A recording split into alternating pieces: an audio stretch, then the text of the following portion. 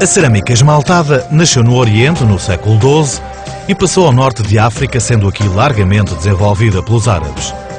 Com a invasão dos muçulmanos na Península Ibérica em 711, estes trouxeram a sua cultura e com ela o azulejo. Quando nós falamos de azulejo, temos que pensar sempre que estamos a falar de uma superfície vidrada, de uma superfície de barro, de um quadrado de barro que depois é pintado de branco e por cima do branco aparece outra pintura e por cima dessa pintura aparece o vidrado. A palavra azulejo significa uma pedra plana, lisa, polida e brilhante. O termo azul, de origem persa, remete para a pedra semi-preciosa, o lápis lazuli, também ele polido e brilhante.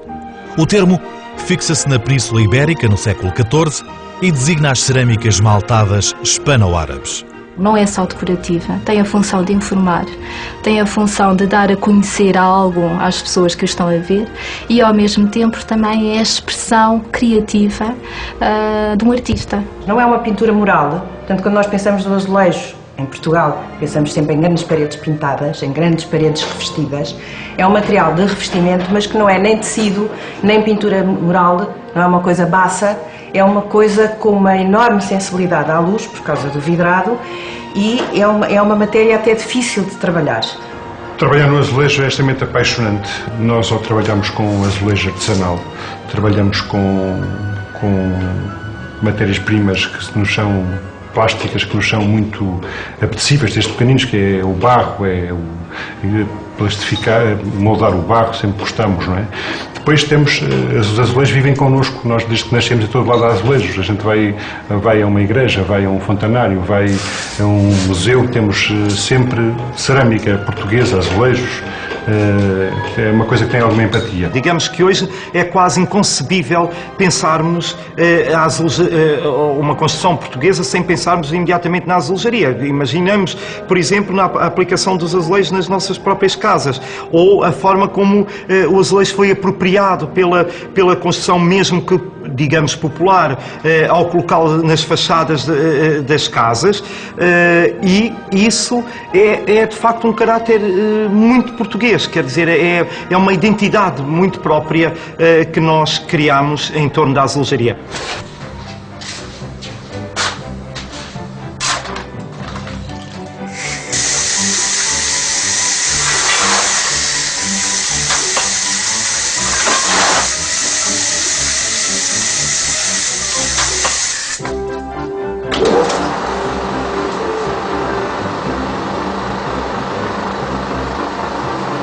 Um azulejo é feito a partir de argila pura, em que manipulamos a argila manualmente, cortamos depois a argila no formato do azulejo, pomos-lo a secar ao ar.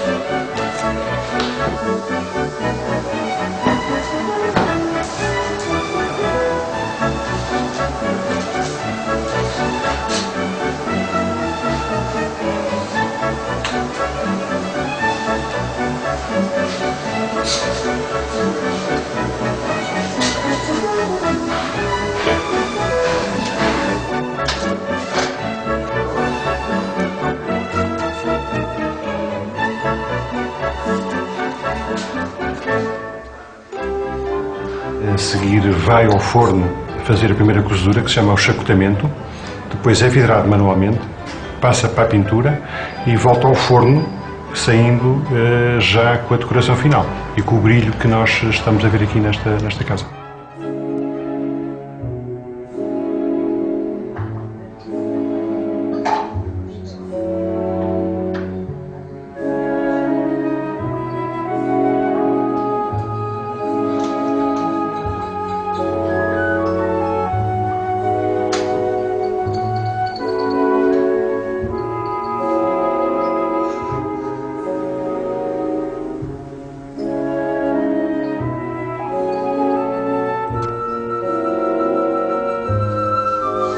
O azulejo é um material muito recente porque há um casamento, ele é resistente quando o casamento é feliz, quando se faz bem, quando a argila e o vidro saem bem do forno com a temperatura adequada.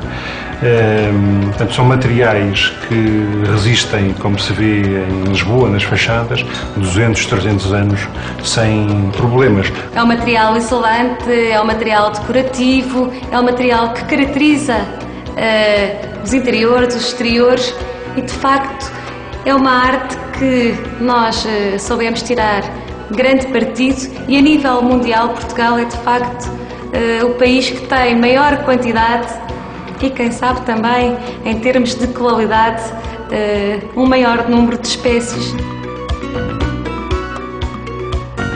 O azulejo, como nós o concebemos hoje, pode dizer-se que apareceu em Espanha durante os séculos XIV e XV, quando se tornou um material feito em série e série essa que permitia também a sua exportação intensiva.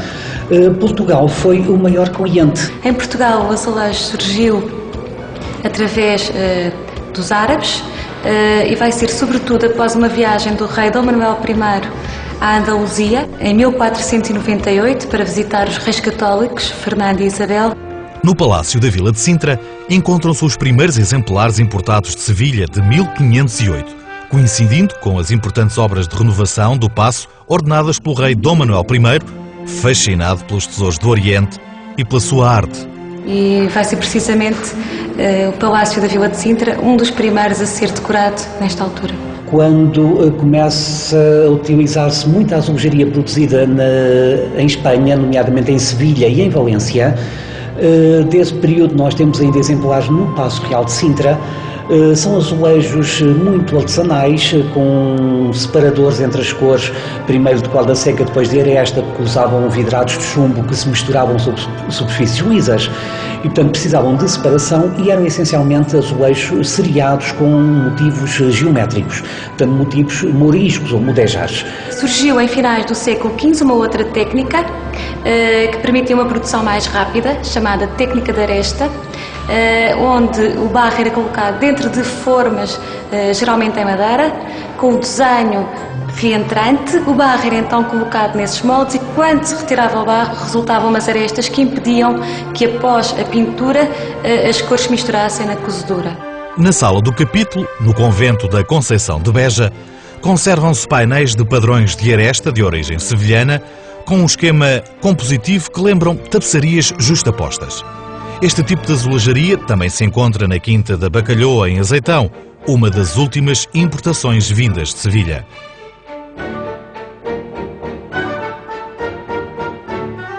Com o Renascimento, as primeiras olarias aparecem em Lisboa e com elas um novo processo decorativo é adotado. A majólica, a pintura num azulejo liso. Em meados do século XVI há uma revolução total ao nível da cerâmica europeia. A majólica ou faiança, que tinha sido desenvolvida em Itália no século anterior, espalha-se por toda a Europa. E vários ceramistas vão se fixar na Flandres, nomeadamente em Antuérpia, de onde mais tarde alguns se espalham de novo para a Península Ibérica, nomeadamente em Talavera de la Reina, Sevilha e Lisboa. Esta técnica permitia a pintura sobre a superfície do azulejo, sobre a chacota, o barro cozido era revestido com uma camada de vidrado estanífero e a pintura era então feita por cima desta camada branca, só que as cores não se misturavam.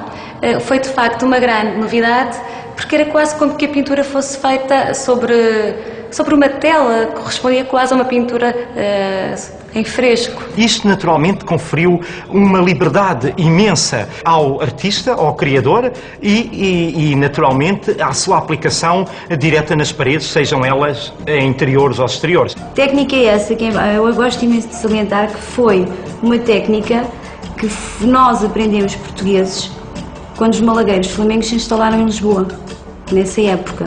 E é importante isso, porque nós vimos nesse tracejado, nessa pintura, a falta de sensibilidade, aquela falta